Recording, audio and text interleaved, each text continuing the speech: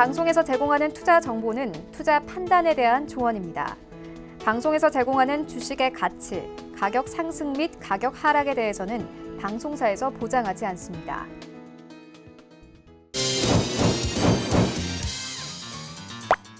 네, 오늘의 주요 헤드라인 소식입니다. 일본이 오늘 한국을 화이트리스트에서 제외하는 개정안을 공포했습니다. 일본이 수출관리 국가를 ABCD 그룹으로 분류한 가운데 한국은 기존 화이트리스트 국가들이 속한 A그룹에서 배제돼 B그룹으로 떨어졌습니다. 한편 일본은 이번 조치에서 한국만을 타깃으로 개별 허가를 강제하는 품목을 지정하지 않으면서 내부 자율 준수 규정 인증 기업에 대해서는 기존 화이트리스트가 받던 수준의 혜택이 유지됩니다. 홍남기 경제부총리 겸 기획재정부 장관은 증시 수급 안전과 자사주 매입 규제 완화, 공매도 규제 강화 등으로 시장 안정에 총력을 기울일 것이라고 밝혔습니다. 홍 부총리는 글로벌 증시 전반이 약세라고 진단한 가운데 우리 경제의 대외 건전성이 과거에 비해 획기적으로 개선된 만큼 과도한 불안 심리는 가질 필요가 없다고 판단했습니다. 이주열 한국은행 총리는 오늘 열린 거시경제금융회의에서 국내 금융 외환시장 변동성이 확대된 점과 관련해 앞으로 대외 여건 전개 양상에 따라 시장이 수시로 불안정해질 가능성이 있다고 진단했습니다. 이 총재는 이어 기자들과 만난 자리에서 추가 금리 인하 가능성과 관련해 필요시 통화정책 대응을 고려할 수 있다고 전했습니다.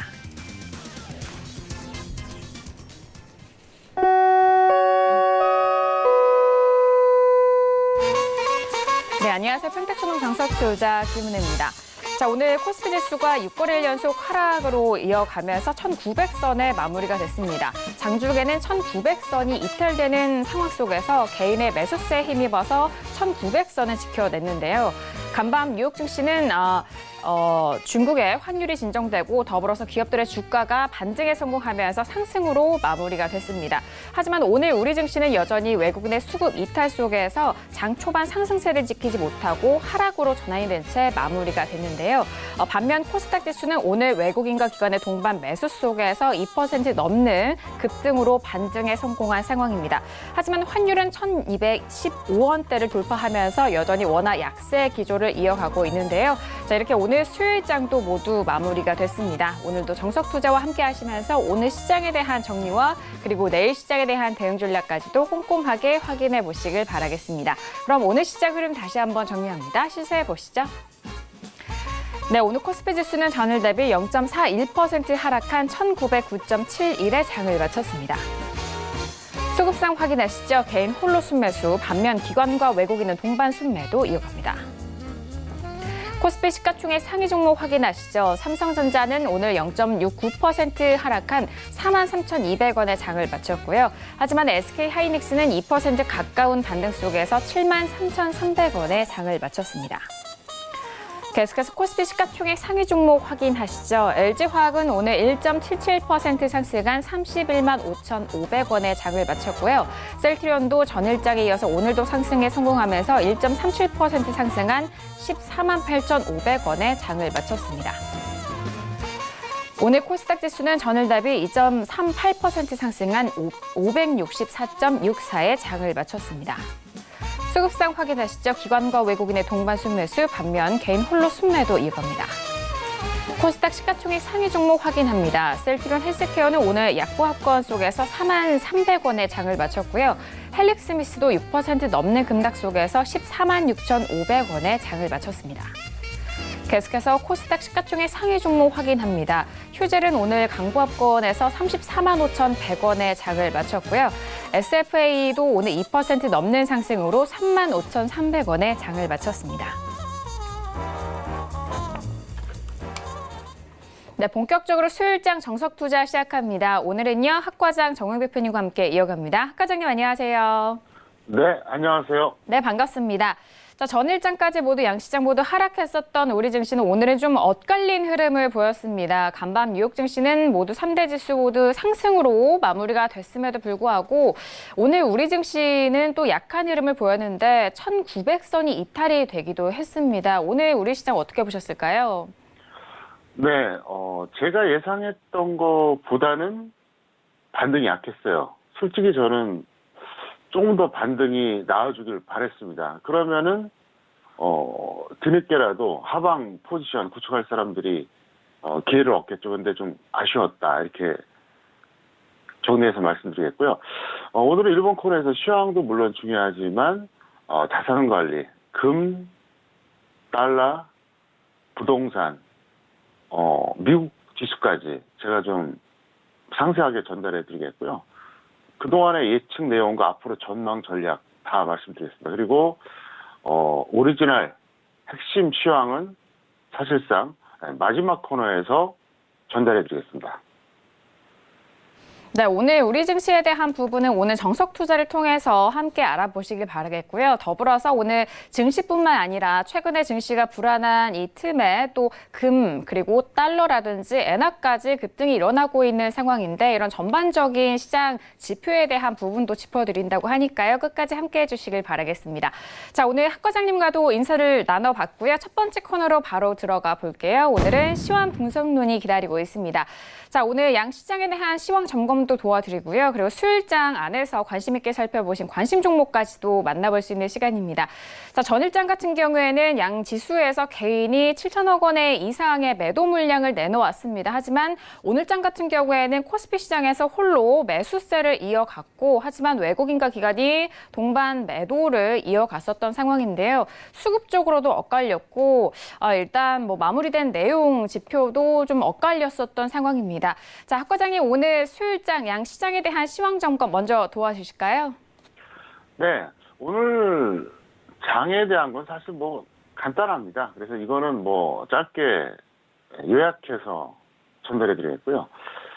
먼저 등락 결과입니다. 코스피는 상승 출발했어요. 그런데 하락 음봉 마감했습니다. 음봉은 시가보다 낮은 종가를 의미하죠. 코스닥 같은 경우에도 똑같이 상승 출발했어요. 하지만 상승 양봉 마감했습니다. 그래서 코스피나 코스닥이나 상승 출발을 했지만 좀 엇갈린 결과였다 이렇게 볼 수 있겠고 역시 등락 원인이 포인트입니다. 코스피는 외국인 기관 프로그램이 다 매도였어요. 하락 음봉은 당연한 거죠.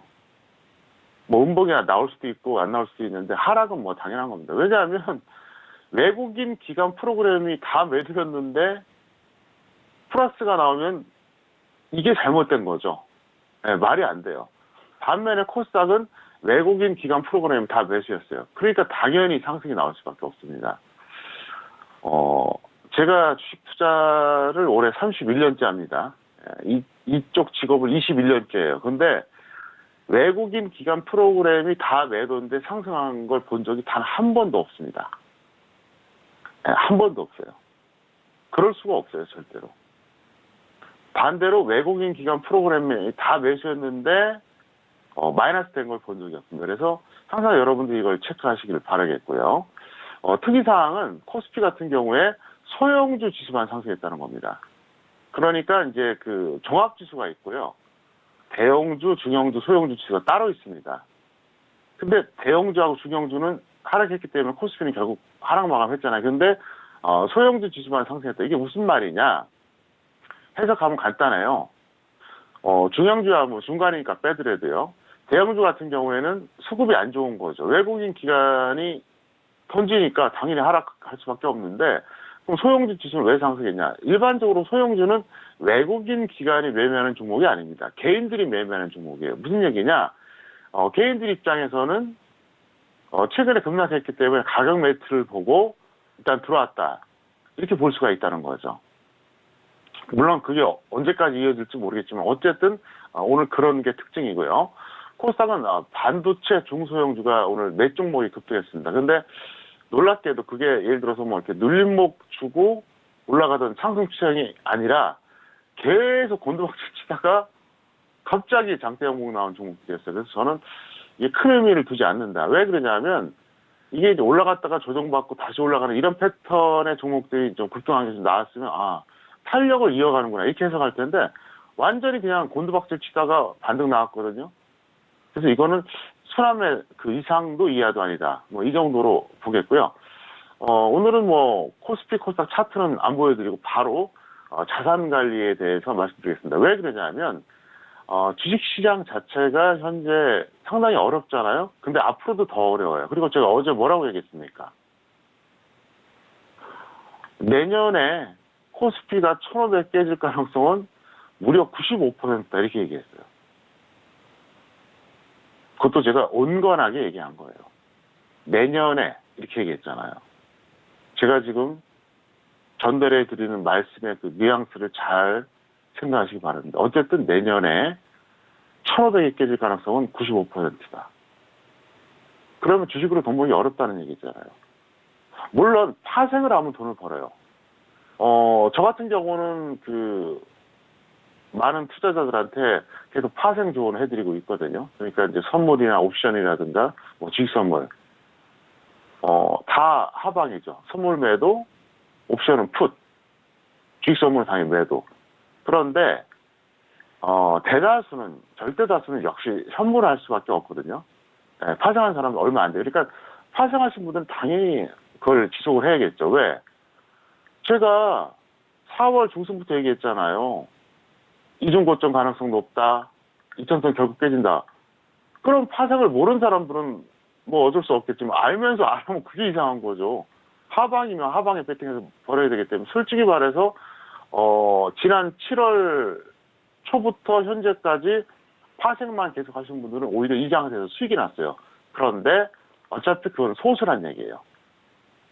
90% 이상의 투자자들이 현물합니다. 우리가 흔히 말하는 종목. 그래서 이분들 위해서 제가 이걸 얘기해 드리는 거예요. 그래서 그동안 제가 어떻게 전망했는지 그리고 앞으로 어떻게 될 건지 이걸 먼저 말씀드리겠습니다.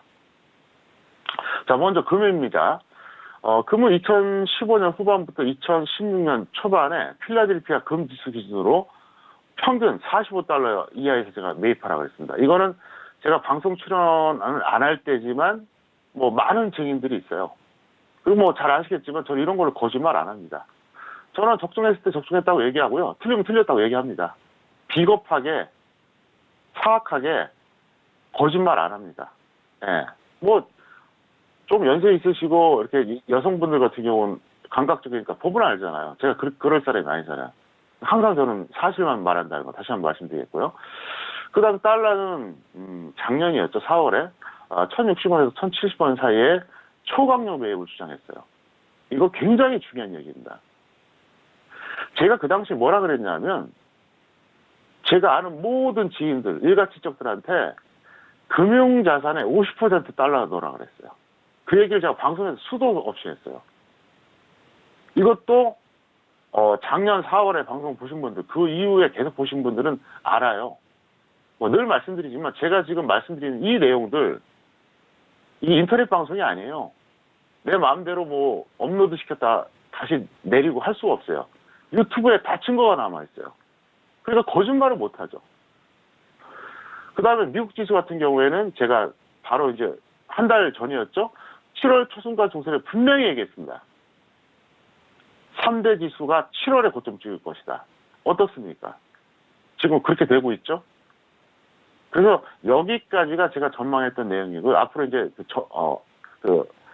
향후 어떻게 될 것인지 그리고 어떻게 대응해야 되는지 이거는 제가 차트를 보여드리면서 설명하겠고요. 참고로 제가 이제 서울경제TV 샘플러스에다가 평택전문 투자 전략을 앞으로 계속 작성을 할 겁니다. 그래서 장중에 긴급할 때 갑자기 올리기도 하고요. 또 각종 내용을 올릴 테니까 여러분들이 서울경제TV 홈페이지 많이 방문하셔서 활용하시기를 바라겠고요. 자, 지금부터 차트로 보여드리겠습니다. 차트 보시겠습니다. 지금 차트는 이게 코스피인데 이거 안 봐도 돼요, 오늘. 현재 야간 선물은 1.70포인트 하락하고 있네요. 아주 기분이 좋습니다. 자, 지금부터 시작하겠습니다. 먼저, 금부터 말씀드릴게요. 자, 금인데요. 이거를 저를 5년 이상 보신 분들은 다 알아요.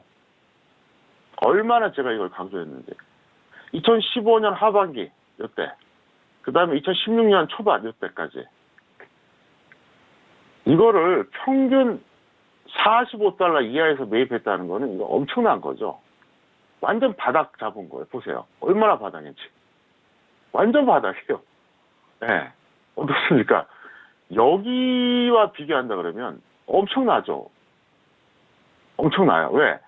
그때가 대략 한 220달러 정도 됐었거든요. 근데 45달러니까 이게 얼마나 차이가 납니까? 5분의 1도 안 되죠. 그러니까 고점이 220달러 선인데 월봉을 한번 보여드릴까요? 이건 설명 정말 잘해야 됩니다. 제가 옛날에 강의했던 이 그래프 자료인데, 야, 이것까지 해주면 진짜 끝내줬을 때 230달러네. 제가 착각했네요. 230달러에서 45달러니까 거의 한 5.5분의 1밖에 안 되는 거죠. 완전 바닥에서 찍어준 거예요. 5년 이상 저를 참고하신 분들은 다 아는 얘기예요. 모르면 간첩이에요. 그때 얼마나 제가 강조했는지. 그래서 하여간 무지막지하게 싸게 잡았습니다. 싸게 잡았는데 정말 제가 여태까지 주식정보를 21년째 하면서 저도 뭐 적중도 많이 하고 실패도 많이 했어요. 근데 적중한 것 중에서 제가 정말 평생 기억에 남는 적중들이 있거든요. 근데 이것도 하나예요. 이것도 하나입니다. 제가 평생 기억에 남는 적중이 한 5개 정도 손을 꼽으라고 한다면 이것도 제 기억에 아마 평생 남을 겁니다. 왜 그러냐? 진짜 이거는 기적 같은 적중이었어요. 왜 그런지 아십니까? 설명해 드리겠습니다. 지금부터. 230달러까지 갔었는데 바닥은 엄청나게 낮았죠. 그러니까 바닥으로 이제 가격을 환산한다 그러면 이때 40달러가 무너졌으니까. 이때 2016년 초에. 근데 어쨌든 저는 평균 45달러에 매입하라고 그랬어요. 그러니까 230달러에 비교한다 그러면 거의 5.5분의 1이니까 아주 단순하게 생각하면은 꼭대기에서 매입한 사람이 예를 들어서 1kg짜리 골드바를 하나 산다고 했을 때 저 밑에서 잡은 제 조언 받고 산 사람들은요 5개를 산 거예요. 5개. 네, 똑같은 돈으로. 완전 바닥이죠. 그리고 내가 기사에서도 나왔었는데 한국은행도 이거를 매입 시기 판단을 잘못해가지고 1조 이상 손실을 났다고 기사가 나온 적이 있었어요. 그 당시에 2015년 6년에. 그러니까 한국은행이 어디서 잡았냐면 평균 160달러 정도 됩니다. 이쯤 돼요. 조금 더 정밀하게 말씀드릴게요. 이건 좀 시간 걸려도 이해해 주세요. 160달러. 그러니까 평균 160달러라고 하는 것은 뭘 의미하냐면은 그 위에서도 잡았고, 그죠? 아래에서도 잡았다는 얘기예요. 그럼 한국은행과 비교한다 그래도 거의 4분의 1 낮게 잡았어요. 그럼 왜 이거를 제가 기적 같은 적중이라고 그러고 왜 평생 잊지 못할 적중이라고 그러냐? 지금부터 아주 짧게 강의를 해드리겠습니다. 그리고 왜 한국은행 틀렸냐? 자, 월봉 보세요. 오늘 처음 보신 분들은 아마 놀라운 얘기를 들을 겁니다. 자, 여러분 상식적으로 생각해 보세요. 미국이 양적 완화하면서 돈이 풀렸잖아요. 그죠? 돈이 풀렸어요. 그러면 화폐 가치가 떨어질까요? 올라갈까요? 돈이 시중에 많이 풀리면 화폐 가치는 떨어지는 게 맞아요. 그래서 너무 이 물가가 올라가고 인플레이션이 심하다 그러면 금리 인상을 시켜버리잖아요. 그래서 시중에 돈을 줄이잖아요. 반대로 경기가 안 좋아지면 금리를 인하해서 돈을 풀잖아요. 자, 그러면 경제학적 관점으로 본다 그러면, 자, 미국이 양적 완화 했어요. 시중에 돈이 풀려요.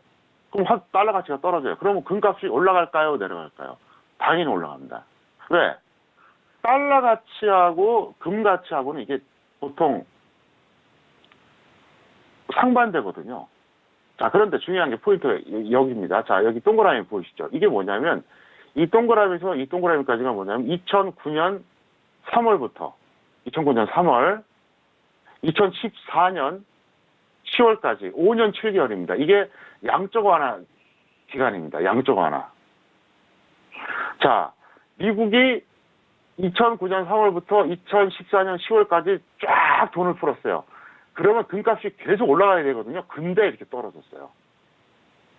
그래서 그 당시에 한국은행도 양적 완화가 이게 단기에 끝날 것 같지 않다. 앞으로 지속될 것 같다.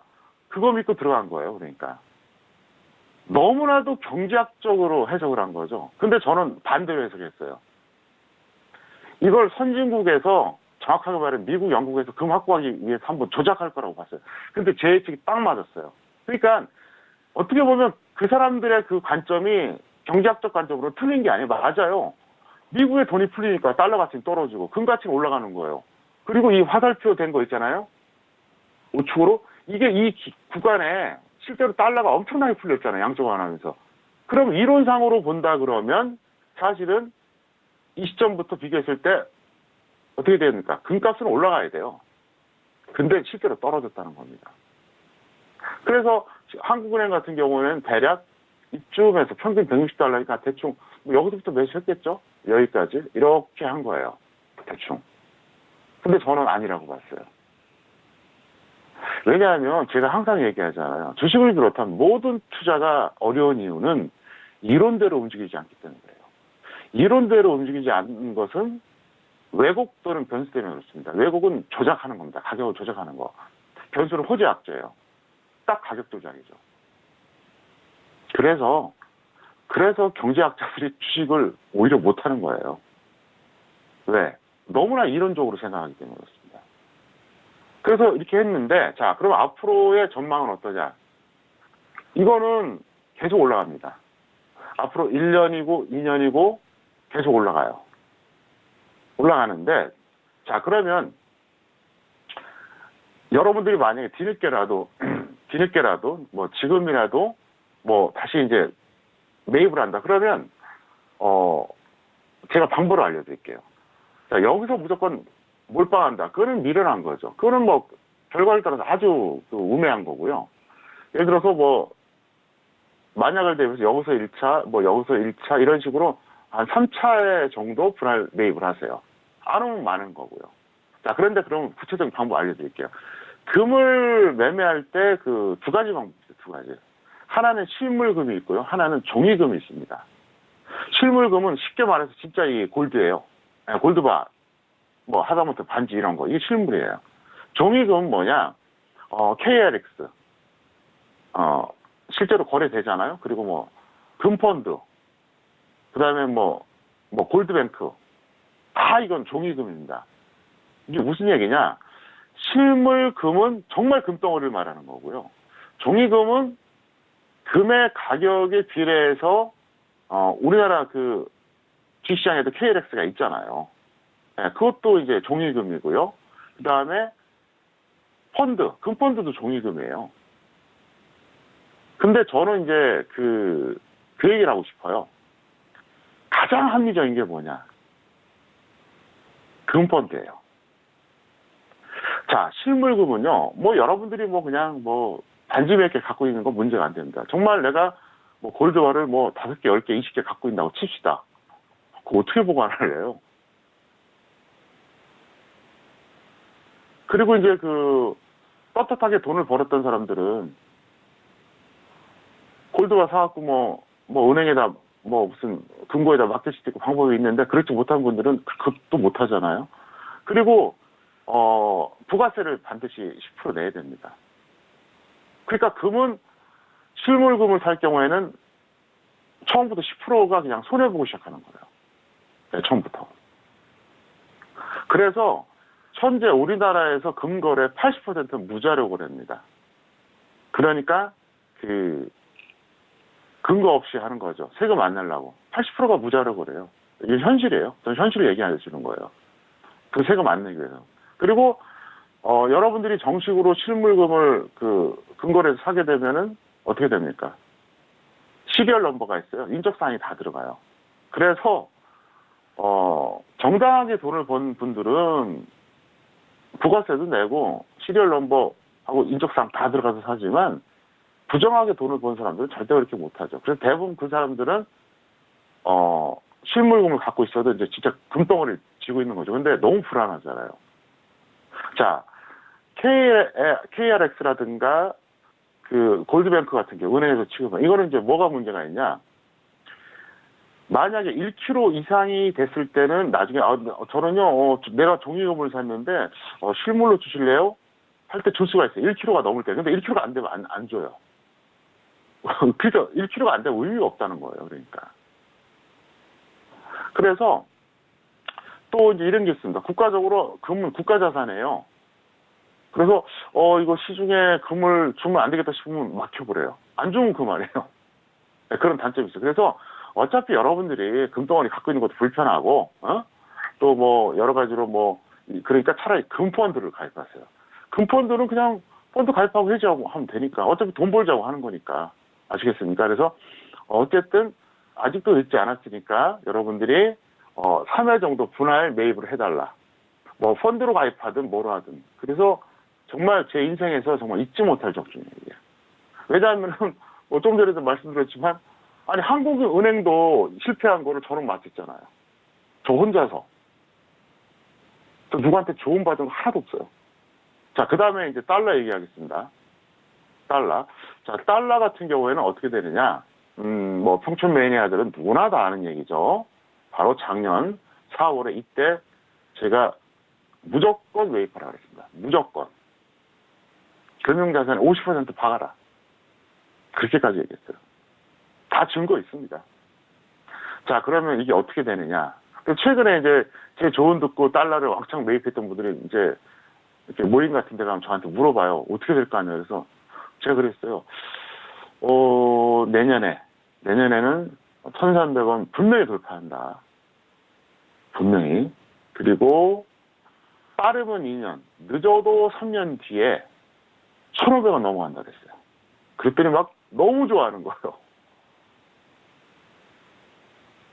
오히려 제가 그랬잖아요. 작년에 그랬잖아요. 작년 4월에. 여러분 한 2, 3년 지나면요.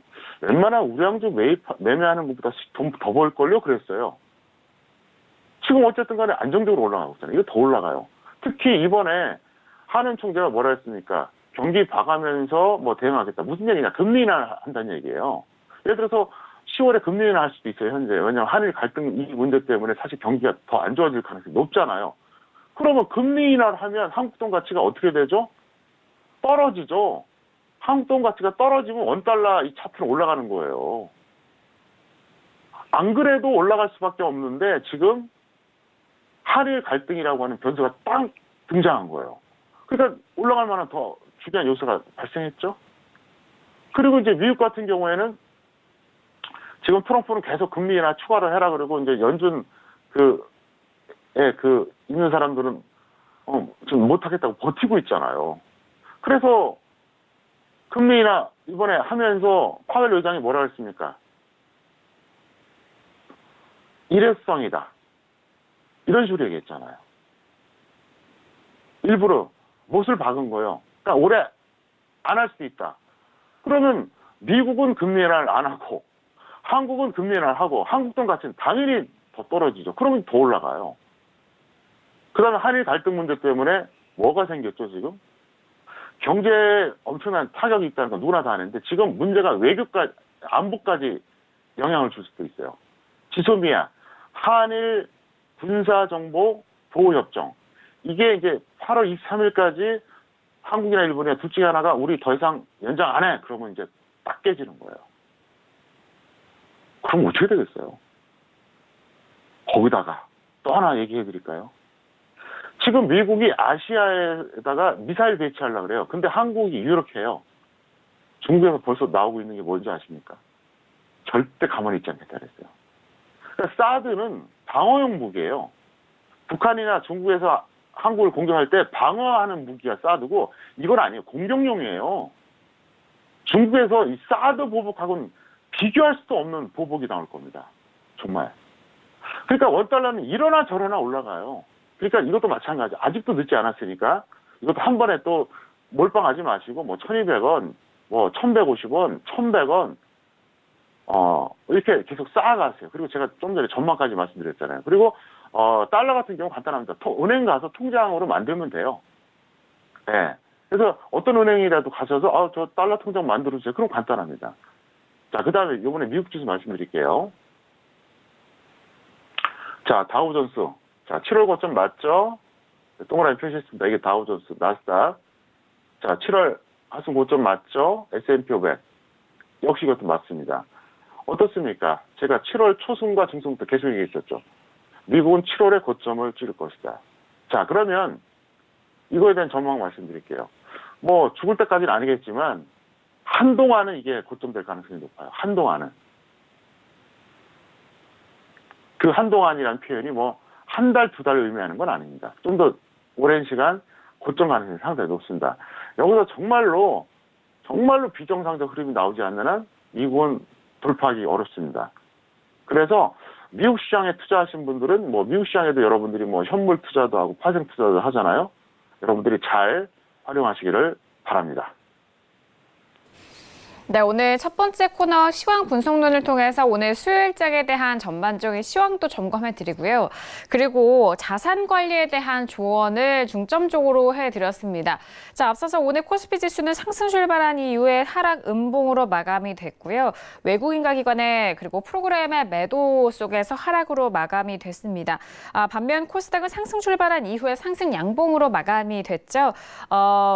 일단 외국인과 기관 프로그램의 매수 속에서 상승을 했고 반도체 중소형주의 급등 속에서 지수 상승을 견인했다라는 점까지 정리했습니다. 더불어서 대표적인 자산관리 일단 지표인 금과 달러 그리고 미국 지수에 대해서 아주 정말 여러분들에게 도움 많이 되는 내용을 중점적으로 도와드렸는데요. 최근에 금 가격이 1,400달러를 돌파한 이후 계속적으로 안전자산으로 대표되는 금에 있어서 많이들 관심 있어 하시고 그리고 원달러 환율이 1,115원대를 돌파하면서 역시나 달러에 대한 관심도 많으실 것 같습니다. 최근에 뭐 금리 인하에 대해서 뭐 우리 중앙은행도 마찬가지고요. 한국은행도 마찬가지고 그리고 미국의 페드도 마찬가지로 금리 인하에 대해서 많은 언급이 있지만 앞으로의 이런 전망과 그 사이에서 달러에 대한 포지션 그리고 금에 대한 가격대에 대한 포지션까지 정리해 드렸으니까요. 앞으로 관련돼서 또 투자 계획 있으신 분들은 가격대적인 전략도 잘 참고해 주시길 바라겠습니다. 자, 이렇게 오늘 양시장에 대한 시황 점검 도와드렸고요. 그렇다면 오늘 시장 안에서 관심 있게 살펴보신 관심 종목도 만나보도록 하겠습니다. 자, 학 과장님 오늘 수요일장 안에서 어떤 종목들 관심 있게 보셨을까요? 네, 부동산은 다음에 제가 기회 있을 때 또 전달해 드리겠고요. 앞에 길게 했더니 이제 여기서는 좀 짧게 하겠습니다. 일단 오늘은 셀트리온과 삼성화재 두 종목을 선정했습니다. 네, 오늘 수요일장의 관심 종목은 셀트리온과 삼성화재입니다. 셀트리온은 오늘 1.37% 상승하면서 14만 8,500원에 장을 마쳤고요. 그리고 삼성화재는 반대로 하락으로 마무리가 됐습니다. 5.27% 하락한 24만 2,500원에 장을 마쳤는데요. 학 과장님 두 종목에 대해서 구체적인 분석도 도와주시죠. 네, 셀트리온은 보유자는 매도하시고요. 미보유자는 관방하세요. 왜 그러냐면, 제약바이오는 이미 끝났고, 앞으로 더 빠질 가능성이 있어요. 그리고 제가 어제도 말씀드렸다시피, 선진국은 제약바이오 관련된 기술을 감추고 있다고 저는 생각합니다. 굳이 공개할 이유가 없죠. 왜? 이 바이오 기술은요, 경제와 안보에도 직결이 됩니다. 제가 어제 그런 얘기 했잖아요. 2000년대에 상용화된 칼라 프린터가 실제로는 1970년대에 개발됐다고요. 그러니까 상용화와 개발은 엄청난 그 시간의 괴리감이 있다는 얘기예요. 쉽지 않아요. 왜? 독일이나 일본은 2차 세계대전 때 생체 실험을 했던 국가예요. 그리고 그 정보를 입수했던 게 성전국이었고요. 그리고 어떤 나라라고 얘기하지는 않겠지만 어떤 나라는 지금 공공연하게 생체 실험을 아직도 하고 있어요. 어떤 나라라고는 얘기 안 하겠습니다. 그래서 저는 우리나라는 좀 아니라고 봐요. 어쨌든 그렇게 되겠고요. 그 다음에 삼성화재는 보유자는 홀딩은 매도하시고요. 미보유자는 당기고 있습니다. 최근에 뭐 삼성화재는 모멘텀이 없었잖아요. 그래서 지금 던지면 약간 억울하니까 좀 버텼다 던지시고요. 차트 잠깐 볼까요? 이게 셀트리온입니다. 셀트리온 제가 얼마나 얘기를 많이 했습니까? 셀트리온이 2017년, 18년 갈 때, 이때 제가 그랬잖아요. 이거 언제 한번 벌 받을 거라고. 지금 벌 받고 있잖아요. 그리고 셀트리온 적정주가 얼마인지 아십니까? 3만 원이에요. 평택촌놈 기술 특허 적정주가에 의하면 3만 원짜리, 3만 900원입니다, 정확하게. 아직도 5배예요. 그러니까 30만 원 갈 때 10배가 넘었다는 거죠. 항상 말씀드리지만 저의 그 적정주가는 기술 특허를 받은 겁니다. 특허청에서. 서울경제TV 샘플러스 방문하시면 평택촌놈 적정주가 보실 수 있어요. 현재 증권사와 경제TV에서 국가로부터 특허를 받은 적정주가 공개하는 사람은 저 한 명밖에 없어요. 많은 주식 전문가들이 적정주가라고 발표하잖아요. 근데 특허 받은 건 아니에요. 다 자기 기준이에요. 근데 저는 국가로부터 인정받은 거예요. 특허청이 바보입니까? 논리성과 독창성이 없으면 특허 안 주죠. 저 받아낸 특허예요. 어디 다른 데 있냐 찾아보세요. 증권사라든가 경제TV 다 찾아보라고요. 기술 특허 적정주가는 제가 대한민국에서 유일합니다. 그러니까 무슨 말이냐. 정답은 아닐지라도 상당히 객관성이 있다는 얘기예요. 근데 그거에 의하면 엄청나게 고평가된 거. 아직도 고평가가 돼 있어요. 그래서 이거는 뭐 끝났다고 보겠고요. 삼성화재 같은 경우에는 너무 심하게 빠졌죠. 예, 너무 심해요. 억울할 정도로. 이거는 적정주가 40만 원짜리니까 실제로 지금도 저평가돼 있는데 뭐 여러 가지 측면에서는 보험주들은 악재죠. 왜? 앞으로 금리 인상을 할까요? 금리 인하를 할까요? 우리나라가. 금리 인상보다 인하할 가능성이 높거든요. 그리고 모멘텀도 없고요. 그래서 빠졌는데 지금 너무 이거는 좀 억울한다. 그래서 있는 사람 좀 버텼다가 던지고 없는 사람들은 그냥 살짝 단기 매수 정도. 뭐 크게 욕심 부리지 말고 그 정도 해주시면은 좋을 것 같습니다. 네, 오늘장 관심 종목이었습니다. 먼저 첫 번째 관심 종목은 셀트리온이었습니다. 자, 일단 최근에 코스닥의 이 제약바이오 업종이 흔들리면서 관련된 종목들도 많이들 앞으로의 전망 궁금해하실 것 같습니다. 셀트리온은요, 보유자는 현재 구간에서 매도, 그리고 미보유자에 대한 부분은 관망에 대한 의견 드렸고요. 그리고 두 번째 관심 종목은 삼성화재였습니다. 보유자는 조금 더 홀딩한 이후에 매도에 대한 의견, 그리고 미보유자는 단기 매수 접근 가능하다라는 전략까지 짜드렸으니까요. 다시 한번 참고해 주시길 바라겠습니다. 자, 지금 시각은 10시 33분 지나가고 있고요. 오늘 수요일장에 뉴욕 증시가 개장이 됐습니다. 자, 전일장 같은 경우에는 중국의 위안화가 좀 진정세를 보이면서 3대 지수 모두 상승 출발이 됐고, 더불어 마지막 장 후반까지도 1%대 상승으로 반등에 성공하면서 마무리가 됐죠. 하지만 오늘 시장은 3대 지수 모두 하락 출발로 시작이 됩니다. 특히나 다우지수가 200포인트, 300포인트 가까운 하락세 속에서 시작이 됐고, 나스닥과 S&P 500 지수도 1% 넘는 급락 출발이 됐는데요. 최근에 글로벌 경제 둔화에 대한 우려감이 점차적으로 좀 가시화되고 있는 이 뉴스에 또 시장 참여자들이 움직인 것 같습니다. 특히나 국채 수익률의 하락으로 인해서 일단 글로벌 경제 둔화에 대한 우려가 높아지고 있는데요. 좀 장기 국채제 10년물에 대한 수익률이 좀 낮아지면서 단기 국채에 대한 금리인 2년물 그리고 5년물에 대한 그 스프레드가 점차 좁아지면서 그 지표가 앞으로의 경기 둔화로 좀 이어질 것이다라는 그런 우려감 속에서 일단 오늘은 3대 지수 모두 하락 출발이 된 상황입니다. 위험자산 쪽으로의 회피, 위험자산에서 자산이 좀 나오고 그리고 금 같은 안전자산으로 다시 한번 좀 쏠리고 있는 유동성에 대한 부분도 다시 한번 좀 언급을 했으니까요. 오늘 뉴욕 증시 개장 소식도 다시 한번 참고해 주시길 바라겠습니다. 자, 이어서 선생님 질문 있을 시간으로 넘어가 보도록 할게요. 오늘도 다양한 질문들 많이 접수해 주셨고요. 첫 번째 질문부터 확인해 봅니다. 자, 오늘의 첫 번째 질문은 끝자리 3603님의 질문입니다. 풍국주적을 19,500원에 비중은 35% 질문 주셨습니다. 자, 오늘장의 풍국주점 종가 먼저 확인해 보실까요? 자, 오늘 풍국주점 같은 경우에는 3%의 상승으로 17,150원에 마무리가 됐습니다. 매수가 대비해서는 손실 구간이시고요. 하 과장님은 어떻게 보실까요? 시약점이에요. 그 매수 가격대와 대응 전략이 좀 아쉽다. 뭐 종목이 나쁜 건 아닌데 그래서 본전 매도 또는 손절 20% 매도가 맞는데요. 차트 보시겠습니다. 이분이 여기서 매수하신 거예요. 여기서. 제가 볼 때 여기 같거든요. 뭐 왼쪽 동그라미일 수도 있겠죠. 근데 제가 볼 때 오른쪽 같아요. 근데 조금 성급했어요. 지수가 상당히 불안했잖아요. 그러면 물론 지수를 역행하는 종목도 있긴 합니다. 근데 제가 항상 말씀드리죠. 85% 종목은 지수하고 연동된다고요. 그러면 조금 성급했죠. 그래서 그게 좀 아쉬웠다. 뭐 이 정도 말씀드리겠습니다. 네, 풍국주정에 대한 진단이었습니다. 현재 매수가 대비해서 손실 구간이신데요. 학점은 C학점으로 확인됐고요. 반등 시에는 본전 매도, 그리고 손절에 대해서는 마이너스 20% 전략까지 확인해 주시길 바랄게요. 자, 이어서 다음 질문도 이어가 봅니다. 다음 질문은 끝자리 1441님의 질문이고요.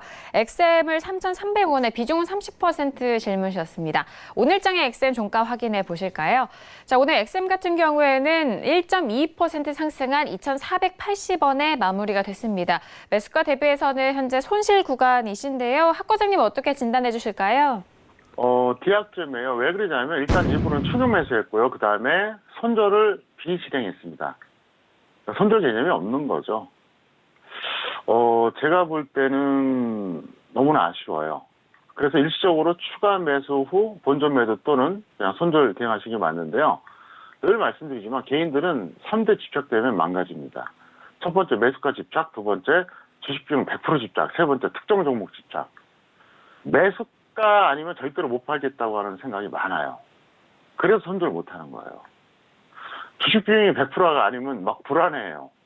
그 다음에 어떤 특정한 종목에 대해서 너무 꽂혀 있는 사람들이 많아요. 그것 때문에 안 되는 건데 이분도 제가 볼 때는 지금 지수는 흘러내리고 종목도 흘러내리는데 본전이 아쉬우니까 내가 조금씩 끊어줘야 돼요. 어쩔 수가 없어요. 어쨌든 그렇게 대응해 주시길 바랍니다.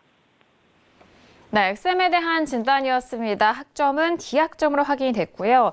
현재 손실 구간이신데 현재 가격대에서 일시적으로 추가 매수한 이후에 매수가에 대한 가격대를 좀 낮추시고요. 본전 매도 또는 손절에 대한 기준 있게 대응하셔라라는 전략 참고해 주시길 바라겠습니다. 자, 이어서 다음 질문 이어가 봅니다. 끝자리 265님의 질문이고요. LG테크를 3,770원에 비중은 80% 질문이셨습니다. 오늘장의 LG테크 종가 확인하실 까요? 자, 오늘 LG테크는요, 5% 가깝게 하락하면서 4,700원에 마무리가 됐습니다. 매수가 대비해서 현재 수익 구간이신 시청자분이신데요. 학 과장님 어떻게 보실까요? 네, 나름대로 합리적으로 매수했어요. 그래서 현재 평가 이기고요. 플러스 20% 또는 플러스 40% 매도하시면 될 것 같고요. 왜 합리적인지 잠깐 설명드리겠습니다. 차트 보시겠습니다. 상승 추세형의 종목을 21선 아래에서 매수한 거죠. 굉장히 센 종목이에요, 사실은. 그래서 여기서 했기 때문에, 예를 들어서 이겁니다. 여기서 했다고 해도 지금 평가 이기잖아요. 근데 그건 잘못된 거예요. 그건 결과론입니다. 그래서 어쨌든, 잘하셨다. 이 정도 설명드리겠습니다. 네, LG테크에 대한 진단이었습니다. 현재 수익 구간이시고요. 학점은 B학점 확인이 됐습니다. 수익에 대해서는 20% 또는 40%의 매도 전략 목표가 확인해 주시길 바랄게요. 자, 이어서 다음 질문도 이어가 봅니다. 끝자리 5,100번이신 시청자분의 질문이고요. 유비쿼스 홀딩스를 37,000원에 비중은 20% 질문 주셨습니다. 오늘장의 유비쿼스 홀딩스에 대한 종가 먼저 확인해 보실까요? 자, 오늘 같은 경우에는 7% 넘게 급등합니다. 28,750원인데요. 오늘 많이 올라왔음에도 불구하고 매수가 자체가 워낙 높네요. 37,000원대다 보니까 손실 구간이십니다. 학 과장님 어떻게 보실까요? 네, C학점이고요. 시황을 무시하셨어요. 현재 반등 시도가 나타난 건 다행인데, 그래서 이것도 그냥 기다리면 안 될 것 같습니다. 그래서 일시적으로 좀 추가했다가 본전은 매도하거나 어떤 일정한 기준을 잡고 손절하시길 바랍니다. 네, 유비쿼스 홀딩스에 대한 진단이었습니다. 현재 구간에서 일시적으로 추가한 매수 이후에 그 매수가 대비해서 본전과 그리고 손절에 대해서 잘 대응해 주시길 바라겠습니다. 자, 오늘도 선생님 질문 있어요 시간을 통해서 다양한 질문들에 대한 상담을 도와드렸습니다. 말씀드린 내용에 대해서는 투자 판단에 대한 조언이고요. 해당 상품의 가치와 수익률을 보장하지 않는다는 점 다시 한번 유의해 주시길 바라겠습니다. 자, 전일장에는 좀 반등에 성공했던 뉴욕 증시 오늘은 다시 경기 침체에 대한 우려감을 들썩거리면서 3대 지수 모두 하락 출발이 된 상황입니다.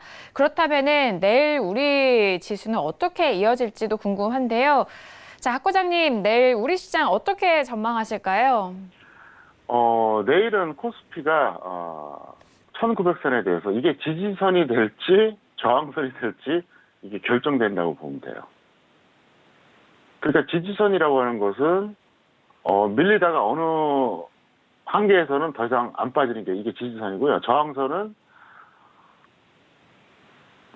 반등을 하다가 어느 단계에 가서는 더 이상 못 올라가는 게 이게 저항선이죠. 그러니까 저항선은 높이 있는 거고 지지선은 낮게 있는 거잖아요. 근데 이게 내일 결정돼요. 그리고 당분간 여러분들은 어쩌면 최소 1년, 길게는 2년 동안 내가 원하든 원하지 않든 선물 없으면 주식 선물에 집중할 수밖에 없어요. 선물만 해갖고는 세상 없어도 돈 못 벌어요. 제가 어제 얘기했잖아요. 내년에 1,500 깨질 가능성 무지막지하게 높다. 그러면 지금보다 한 400포인트가 더 밀리면 선물로 과연 돈 벌 수 있을까요? 우량주는 절대 못 벌죠. 왜? 우량주일수록 지수 연동성이 높으니까. 오히려 뭐 개별주 테마주는 뭐 간혹 벌 수도 있어요. 근데 크게 보면 우량주나 개별주나 지수 빠지면 다 같이 빠져요. 지수가 예를 들어서 뭐 특정 기간 동안 뭐 400포인트, 500포인트가 빠지잖아요. 그럼 우량주는 정말 거의 다 빠지고요. 개별주는 일부 테마주 빼고는 역시 연동이 됩니다. 그러면 현물에서는 답이 안 나와요. 그렇기 때문에 여러분들이 원하든 원하지 않든 선물 옵션 주식선물 집중할 수밖에 없고요. 내일 차트 잠깐 보여드리겠습니다. 현재 야간 선물도 지금 밀리고 있죠. 저는 뭐 전략이 간단해요. 지금 현재 그 선물에 대한 저의 그 기본 전략은 뭐냐면, 저는 이제 보통 한 계약이나 두 계약을 이제 추세로 끌고 하고, 현재는 두 계약이 매도 홀딩입니다. 근데 장중에 뭐 하나, 둘, 세 개 추가했다가 다시 정리하고 이런 식으로 반복합니다. 그래서 현재는 이 매도 홀딩인데 장중에 어떤 때는 하나, 어떤 때는 세 개까지, 최대 맥시멈 5까지 봅니다. 물론 이제 여기서 말하는 2나 5라고 하는 건 뭐냐면 이제 일반적인 기준이고, 예를 들어서 뭐 정말로 내가 선물 계약을 뭐 최대 5가지까지밖에 못한다. 그런 사람 뭐 어쩔 수 없고요. 뭐 돈이 많은 사람은 5개가 아니라 뭐 15개 할 수 있고 50개 할 수도 있겠죠. 그래서 저는 보통 그냥 딱 5개만 한다는 기준으로 이 매도 홀딩을 얘기하는데, 보통 장중에 단타를 치는데, 여기서 중요한 포인트가 뭐냐면 이 1900선 있잖아요. 이게 1900선, 네, 1900선. 이게 만약에 이거 좀 더 넓게 보여드릴게요. 확실하게 이탈해버리면 내일, 그럼 이게 이제 저항선 돼버려요. 반대로 어쨌든 버티면 지지선 되는 겁니다. 자, 이게 무슨 말이냐? 아주 쉽게 설명드릴게요. 만약에 확실하게 이탈했다. 그러니까 이걸 제가 그냥 그림으로 그려드릴게요. 여기가 이제 그냥 대충 여기가 1900이라고 칩시다. 여기가 1900. 그럼 확실하게 이탈하면은 뭐 이쯤, 확실하게 지지가 되면 여기입니다. 만약에 확실하게 이탈이 돼버리면 그 이후에는 어떤 현상이 나타나냐? 이게 일종의 저항선 돼버립니다. 못 뚫고 내려간다는 거예요. 반대로 지지가 되면 이게 지지선이 될 겁니다. 여기서는 안 빠지거나 깨졌다가 반등이 나올 거예요. 그게 내일 결정될 가능성이 높아요. 그래서 지금 제가 그 얘기는 안 했죠. 확실한 기준이 뭐냐? 여기서 뭐 예를 들어서 뭐 내일 종가 기준으로 1900을 깨면 그러면 확실한 거냐? 아니면 뭐 1875선이냐, 1850선이냐, 궁금하잖아요. 그죠? 근데 그거는 제가 내일 기준을 말씀드릴게요. 내일은 방송은 없지만 내일 장중에 서울경제TV 샘플에서 통해서. 왜 그러냐? 저는 차트 세계처럼 일률적으로 무조건 뭐 25포인트, 50포인트 뭐 되면 뭐 어쩌고 이게 아니에요. 정도를 가늠합니다. 저만의 분석 방식이거든요. 예를 들어서 이럴 때가 있어요. 지금 상황에서는 25포인트 빠진 게 다른 상황에서 50포인트 빠진 거랑 똑같은 이런 경우일 수가 있습니다. 예를 들면 이겁니다. 예를 들면 외국인이 엄청나게 매도하면서 50포인트 빠진 거랑 외국인이 매수하면서 25포인트 빠진 거랑 이 가치가 똑같아요. 예를 들면 정말 이렇게 분석하는 사람은 아마 한국이 아니라 전 세계에서 없을걸요. 어쨌든 저는 그 기본적인 원리를 갖고 분석을 하고요. 그 다음에 응용하고 계속 끊임없이 이제 개발하는데 제가 남보다 뛰어난 게 딱 두 가지가 있어요. 그럼 뭐 제가 검사에서 나온 거예요. 실제로 지능검사에서 나온 겁니다. 제가 사고 속도가 엄청 빠릅니다. 남들 1시간 걸릴 거 저는 5분이 안 걸려요. 굉장히 이 생각이 하는 속도가 빠르죠. 두 번째, 섬세해요, 제가. 굉장히 이게 우리가 총이라 그러잖아요. 그래서 뭐 저를 아는 사람들은 거의 마이크로 수준이라 그래요, 저는. 굉장히 예민하거든요, 제가. 그래서 저는 이걸 분석할 때 꼭 미세한 것까지 다 계산합니다. 그래서 내일 장상도 보고, 그러니까 외국인 매매 동향도 중요한데, 예를 들어서 대형주, 삼성전자 당연하고요. 그 다음에, 뭐 다 공개할 수는 없지만, 몇 가지 요소가 있어요. 그걸 보고 25포인트 더 빠지는 게 확실한 기준인지, 50포인트 빠지는 게 확실한 기준, 이런 것들. 그래서 제가 장중에 내일 투자 전략을 통해서 전달해 드리겠습니다. 네, 1900선에 대해서 말씀해 주셨습니다. 오늘 함께해 주신 학 과장님과는 여기서 인사 나누도록 할게요. 오늘 말씀 감사합니다. 네, 감사합니다. 네, 오늘 저희가 준비한 소식과 내용은 여기까지입니다. 저희 방송은 서울경제TV 홈페이지를 통해서도 다시 확인할 수가 있으니까요. 많은 활용해 주시길 바라겠습니다. 그럼 저희는 내일 이 시간에 다시 돌아오도록 하죠. 함께해 주신 여러분 오늘도 고맙습니다.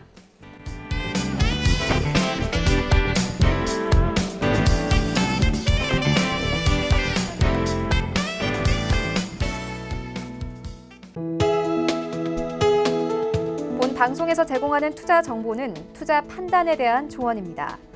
방송에서 제공하는 주식의 가치, 가격 상승 및 가격 하락에 대해서는 방송사에서 보장하지 않습니다.